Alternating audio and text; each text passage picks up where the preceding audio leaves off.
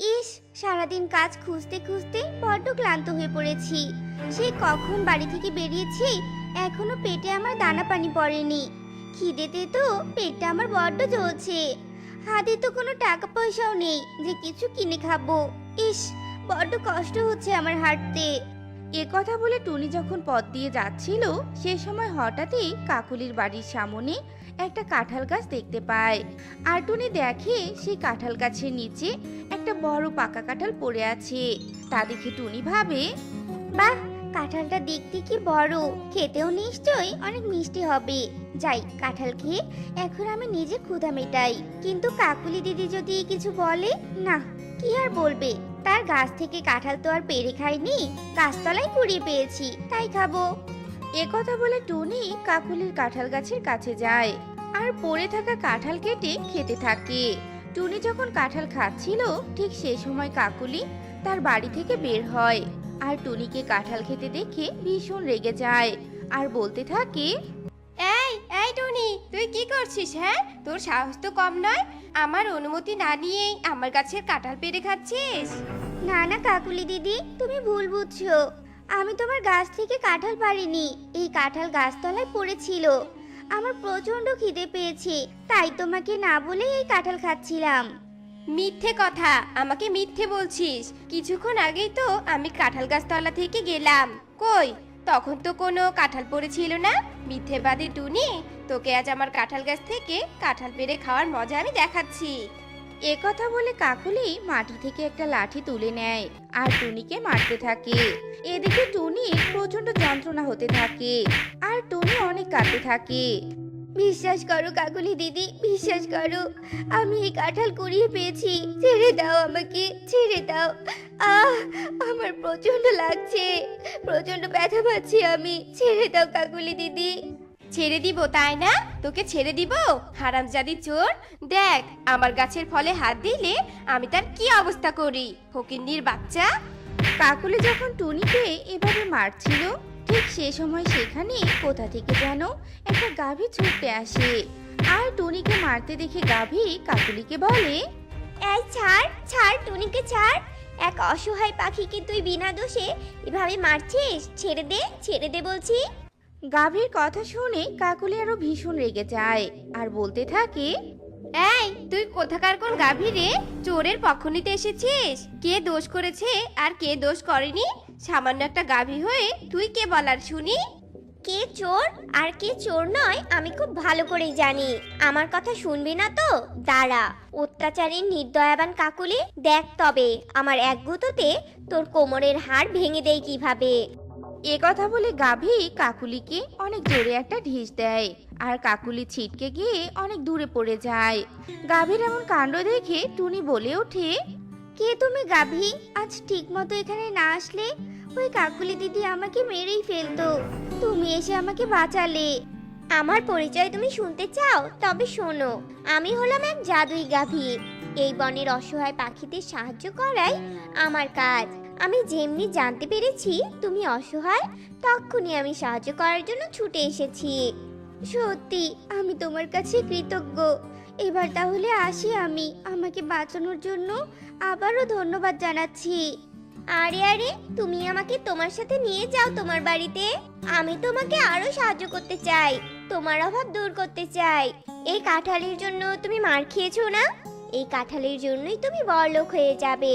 আমি আমার গোবরের বদলে তোমাকে সোনার কাঁঠাল দিব। এই সোনার কাঁঠাল বিক্রি করে তুমি বড়লোক হতে পারবে। চলো, আমাকে তোমার সাথে তোমার বাড়ি নিয়ে চলো।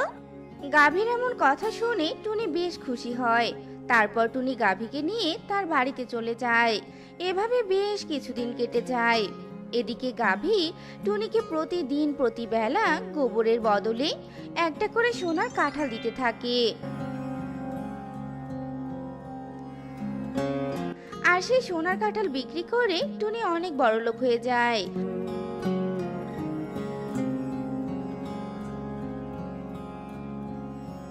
টুনির কোনো অভাব থাকে না। একদিন টুনি তার গাভীকে বলতে থাকে, শোনো গাভী, তোমার দয়ায় তো আমার বাড়ি ঘর টাকা পয়সা অনেক হয়েছে। আমি একজন পাখি, এত টাকা দিয়ে আমি কি করব? তার বদলে ভাবছি এত টাকা না জমিয়ে বনের গরিব পাখিদের মাঝে বিলিয়ে দেই, তাহলে সবার অভাব দূর হবে। টুনির এমন উদারতা দেখে গাভী ভীষণ খুশি হয়। টুনি, তুমি ঠিক সিদ্ধান্ত নিয়েছো। তুমি যদি বনের পাখিদের সাহায্য করো তবে তো ভালোই হয়। আমি এখন থেকে আরো বেশি করে তোমাকে সোনার কাঁঠাল দিব। টুনিও গাভীর এমন কথা শুনে ভীষণ খুশি হয়ে যায়। তারপর থেকে টুনি আর তার গাভী মিলে বনের পাখিদের সাহায্য করা শুরু করে দেয়। এদিকে কাকুলি টুনির এমন সাহায্য করা দেখে মনে মনে বলে, আচ্ছা, কি ব্যাপার? টুনি এত টাকা পয়সা কোথায় পাচ্ছে? আগে তো নিজেই খেতে পারতো না, এখন আবার বিলিয়ে বেড়াচ্ছে। না না, টুনির এত বড়লোক হওয়ার ব্যাপারটা একটু খুঁচিয়ে দেখতে হবে আমাকে। টুনির মতো আমাকেও বড়লোক হতে হবে। যাই দেখে আসি কি টুনির বাড়িতে সেই রহস্যটা কি কারণে টুনি এত বড়লোক হয়ে যাচ্ছে। এ কথা বলে কাকুলি টুনির বাড়িতে যায়। আর বাড়ির এক কোণে আড়ালে দাঁড়িয়ে থেকে দেখতে পায় টুনি তার গাভীকে মুখ দিয়ে ঘাস খাওয়াচ্ছে আর গাভীর পিছন দিয়ে সোনার কাঁঠাল বের হচ্ছে। তা দেখে কাকুলি ভীষণ অবাক হয়ে যায় আর লোভে কাকুলির দু চোখ চকচক করে ওঠে। আরে আরে, এটা সেই গাভী না যে গাভী আমাকে ঢিস দিয়েছিল? এই গাভী আবার সোনার কাঁঠাল দেয়? ও বাবা রে, তাই তো বলি টুনি এত বড়লোক হচ্ছে কিভাবে। আচ্ছা, গাভী যেহেতু গোবরের বদলে সোনার কাঁঠাল দিচ্ছে, তাহলে এই গাভীর পেটের মধ্যে নিশ্চয় আরো অনেক সোনার কাঁঠাল আছে। না না, ওসব সোনার কাঁঠাল আমার চাই চাই। কিন্তু কিভাবে সোনার কাঁঠালগুলো ওই গাভীর পেট থেকে আমি বের করে নিব? কিভাবে কিভাবে? এ কথা বলে কাকুলি কাক আড়ালে দাঁড়িয়ে দাঁড়িয়ে ভাবতে থাকে আর হঠাৎ করে বলে ওঠে, পেয়েছি পেয়েছি, আমি আজ রাতে খেলা জমবে। আমি আজ রাতে ওই গাভীর পেট থেকে সব সোনার কাঁঠাল বের করে নিব, শুধুমাত্র রাত হওয়ার অপেক্ষা। এ কথা বলে কাকুলি কাক রাত হওয়ার অপেক্ষা করতে থাকে। এরপর বনের মধ্যে রাত নেমে আসে। কাকুলি কাক এক মুঠো ঘাসে অজ্ঞান হওয়ার ঔষধ মিশিয়ে দেয়।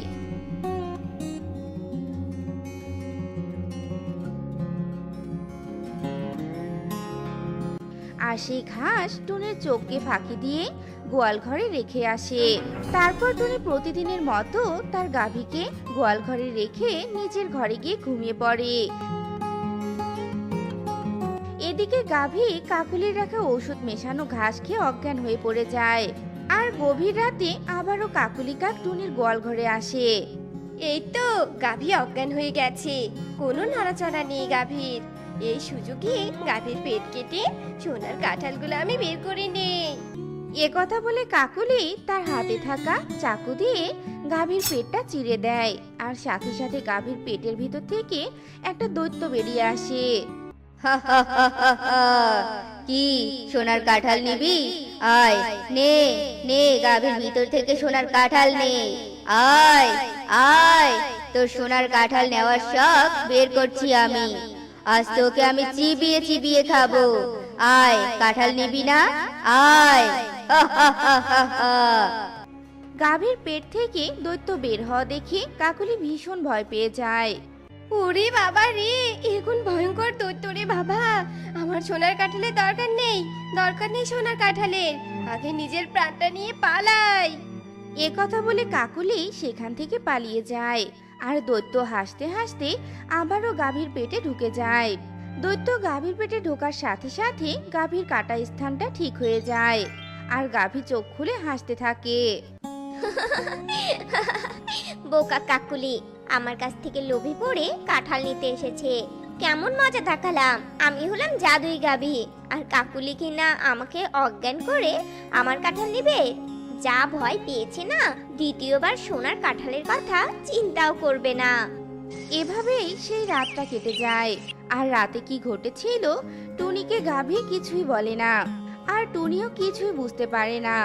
এভাবেই টুনি তার গাভীর দেওয়া সোনার কাঁঠাল নিয়ে বেশ সুখে শান্তিতে বসবাস করতে থাকে। তো বন্ধুরা, আমাদের আজকের এই গল্পটি তোমাদের কাছে কেমন লেগেছে তা কমেন্টে জানাতে ভুলো না কিন্তু।